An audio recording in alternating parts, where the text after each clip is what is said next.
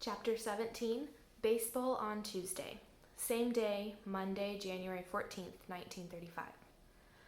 When my mom gets home that night, I don't mention Scout changed the day. I hate when she says, "I told you so." While I'm helping her clear the dishes after supper, Mrs. Capone knocks on our door. "Phone call for you, Helen," Mrs. Capone says. "Who was it?" I ask when my mom gets back. "The Beckers. They want to switch to Tuesdays now. Cotillion class has moved to Monday." My stomach drops. I think I must have heard wrong. "So you told them you couldn't, right?" "I did no such thing." "I've got baseball Tuesday." "I thought Monday was baseball day." "It was, but then you said I had to change it, remember?" "You didn't tell me Scout changed it. You said he'd try. I haven't heard one word about it since then." This can't be happening. It can't be. "Can't you just call them back?" She shakes her head. "But you said..." "I'm sorry. I said I would if I could, but now I can't." "Mom, you have to." "We need the money, Mousse. If I get students, I have to take them." "Can't you play baseball here?" "Can't someone else watch Natalie?"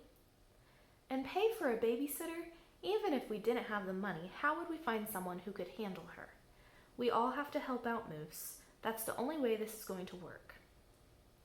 I go to my room and slam the door, but then I come out again. I'm not giving up.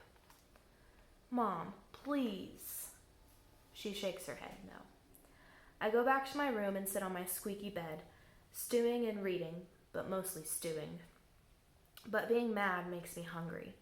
I wait until I hear my mom go in the bathroom. Then I make a dash for the kitchen to raid the icebox. My mom finishes up sooner than I expect and catches me with 5 slices of bread, a hunk of bologna, and an entire package of cheese, plus 1 jar of mayo I'm holding with my chin. "I'm sorry about the misunderstanding, but Bea Trixel said she's seen you playing catch with Annie. She said you two have a lot of fun. Can't you play with her?" "That's different. It's not a game," I mutter. "What about Natalie? You haven't tried playing ball with her in a long time. Maybe she'll surprise you," she says. "And maybe chickens will sing and dance the polka," I mutter, pushing open the door of my room with my elbow. "What did you say?" I dump my load on the bed. When's Dad coming home anyway?" "Midnight." "He works all the time now," I say. "I don't like it any better than you do." "Baseball's just 1 day a week, Mom. Couldn't we work something out for 1 day?" My mother doesn't answer. She goes in her room and closes the door. Chapter 18, Not on My Team. Tuesday, January 15th, 1935.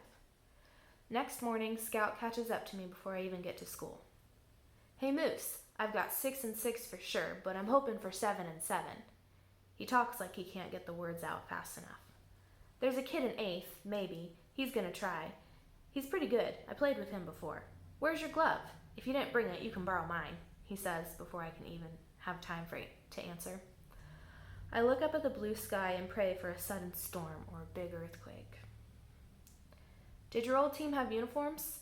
Hey, wouldn't that be something? Uniforms and everything. But how do we pay for them?" I open my mouth to tell him, then I close it again. All day long I try, but the words won't come out.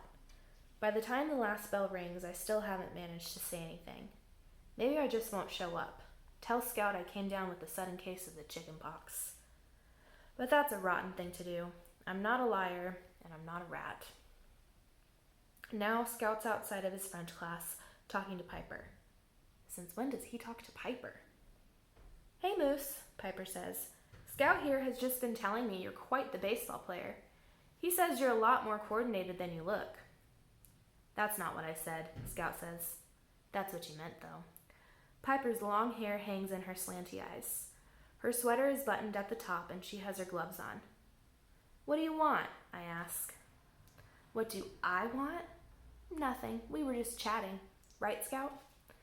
Scout nods. He smiles at her, then looks at me, then back at Piper. He shrugs. She was telling me about those convict baseballs. Exactly, Piper smiles, pleased with herself.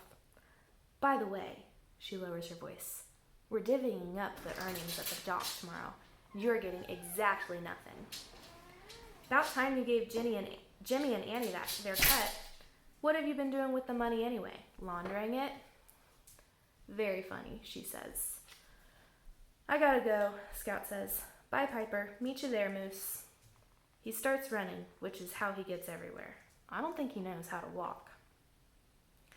Actually, I can't come today, I finally blurt out, my voice barely breaking a whisper. Scout stops. He turns around. What? He asks. I can't exactly come today, I mutter. Scout stares at me. Piper does too. Why not? I gotta look after my sister. So, get someone else to watch her. That's what I did. I shake my head. Piper, Scout says, will you watch Moose's little sister? Piper snorts. Not hardly. Why not? Piper looks at me. She seems to be thinking what to say. Because, she answers as if this explains it. Well, get somebody. I changed all of this for you, you know. I know, I squeak. Scout makes it sound like he's in pain. What about next Tuesday? Can't then either. I stare out at the field where a line of girls are practicing archery in their white blouses and long plaid skirts. When can you play? Lunch? The word croaks out of me. I can't look him in the eye. Lunch? Scout shakes his head. He slams his book on the ground, picks it up and slams it down again. What am I supposed to tell everyone? That I'm sorry. That you're sorry? His mouth hangs open. He waits for me to say something. There's nothing to say. He picks up his book. Fine, but don't expect to play on my team again.